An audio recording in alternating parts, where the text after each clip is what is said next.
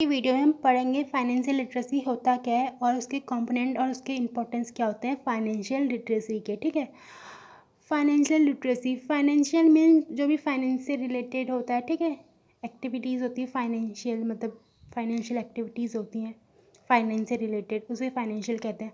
और लिटरेसी में मतलब कि आपने सुना होगा कि हम ऐसे बोलते हैं अनलिटरेट पीपल, मतलब लिटरेसी मतलब एक टाइप का नॉलेज की आपको फाइनेंशियल नॉलेज है या नहीं, फाइनेंशियल लिटरेसी है या नहीं। ठीक है, financial literacy as defined as a combination of financial literacy and financial awareness, knowledge, skill, attitude and behaviour necessary to make sound financial decision. मतलब जो हमारा फाइनेंशियल लिटरेसी होता है ना, कॉम्बिनेशन होता है कि नॉलेज का, अवेयरनेस का, कि हमें पता है, अवेयर है हम कि फाइनेंशियल डिसीजन कैसे लेना है, फाइनेंशियल कैसे सही रहना है। ठीक है, और नॉलेज, स्किल्स, एटीट्यूड और बिहेवियर, ये सब कॉम्बिनेशन है जो आ जाता है फाइनेंशियल लिटरेसी के अंदर आ जाता है। ठीक है, और ये ज़रूरी क्यों है एक अच्छा फाइनेंशियल डिसीजन लेने के लिए। ठीक है, and ultimately achieve individual financial wellbeing, और एक इंडिविजुअल का फाइनेंशियल वेलबींग अचीव करने के लिए। ठीक है, कि मतलब वो अच्छा से रह सके, अच्छा वेलबींग हो सके उसका, मतलब फाइनेंशियल उसको कोई प्रॉब्लम ना हो। ठीक है, इसलिए हमें फाइनेंशियल लिटरेसी हर किसी को पता होनी चाहिए, फाइनेंशियल नॉलेज आनी चाहिए, मतलब फाइनेंशियल नॉलेज आनी चाहिए। ठीक है, फिर component of financial literacy, component क्या होता है? पहले अंडरस्टैंडिंग फंडामेंटल फाइनेंशियल प्रिंसिपल, पहला है अंडरस्टैंडिंग द, मतलब फंडामेंटल ऑफ फाइनेंशियल प्रिंसिपल को अंडरस्टैंड करना, प्रिंसिपल को अंडरस्टैंड करना, and being able to weigh benefit in practical financial circumstances, और एबल रहना कि जो भी हमारा बेनिफिट हम उठा सके, जो भी फाइनेंशियल सर्कमस्टांसेस के अंदर जो हम बेनिफिट कमा सकते हैं उसको उठा सके, मतलब बेनिफिट कमा सकें, मतलब understanding fundamental financial principle and being able to weigh and benefit in practical financial circumstances include financial knowledge, हमें फाइनेंशियल नॉलेज होना चाहिए। ठीक है,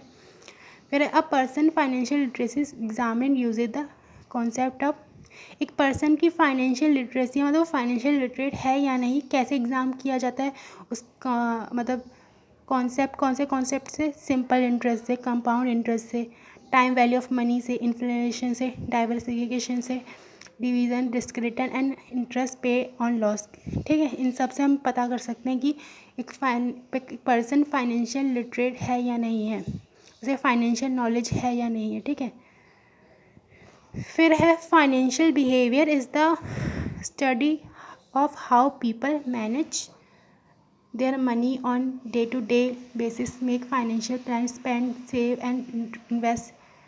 मतलब जो हमारा फाइनेंशियल बिहेवियर है ना,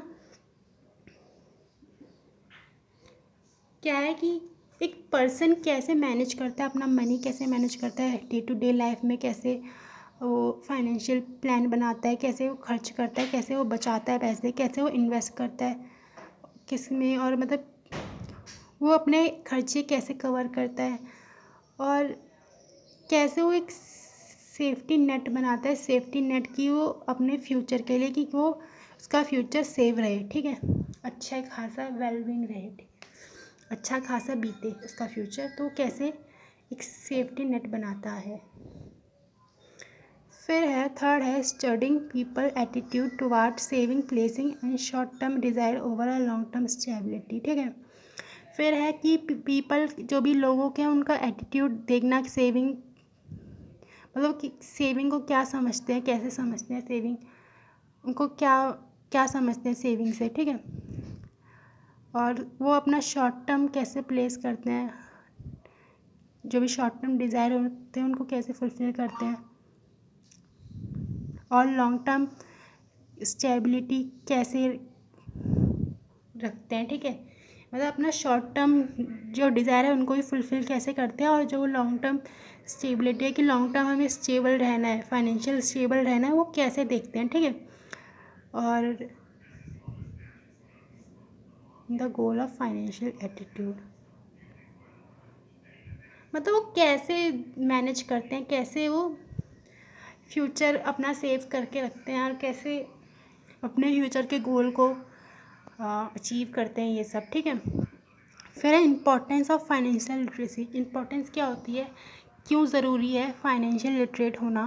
पहला है recognise your income and expenses. अगर आप फाइनेंशियल लिटरेट हो तो आपको पता चल जाएगी आपकी इनकम कितनी है और कितने खर्चे हैं, आप उनको मैनेज करके चलोगे फिर, ठीक है। और आपको अगर आप फाइनेंशियल नॉलेज ही नहीं है तो आप क्या मैनेज करोगे फिर, है ना, मैनेज ही नहीं कर पाओगे। फिर है सेकंड, पे of dept and stay out of डेप्ट। अगर आपके ऊपर कर्जा है तो आप कर्जा टाइम टू टाइम भर पाओगे और पे कर पाओगे, ठीक है। और अगर नहीं है तो कर्जे से दूर रह पाओगे, ठीक है, अगर आपको फाइनेंशियल नॉलेज है तो। फिर है अवॉइड गोइंग इनटू डेप्ट। अवॉइड कर पाओगे कि कर्जे में ना डूब पाए, ये सब अवॉइड कर पाओगे। और कंगाली भी अवॉइड कर पाओगे, ठीक है, कि कंगाल ना हो गए हम, बैंकरप्ट ना हो गए। फिर है strive for a safe retirement. एक सेफ रिटायरमेंट, आप अपना सेफ रिटायरमेंट प्लान कर पाओगे कि हाँ मेरा सेफ रिटायरमेंट ऐसा है कि ठीक मैंने अपने लिए बचा रखा है अगर मैं रिटायर हो जाता हूँ, ठीक है। फिर है learn the value of learn the value of saving.